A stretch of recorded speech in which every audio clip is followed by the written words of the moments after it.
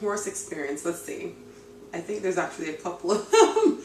One in particular, there was this 20-something-year-old girl, pretty much my age, which, you know, these are things you face on a daily basis.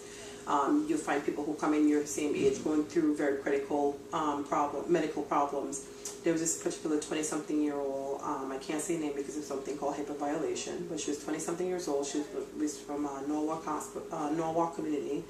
She came in with this very weird, of unknown etiology. It's a type of pneumonia. I don't know if you're familiar with what pneumonia is. It's a respiratory complication that can actually lead up to death.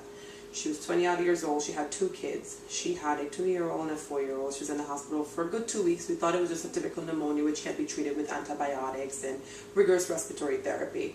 Unfortunately, however, it turned out that she had a very weird case of and very I forgot the name of it, but it's this very rare pneumonia that can be very deadly. And unfortunately, it got so full blast to the point where we couldn't do much more for her, and we had to send her out to Yale Hospital, because after it gets to a certain critical level, we can't take care of the patient. We'll send them out to Yale Hospital for more medicinal intervention.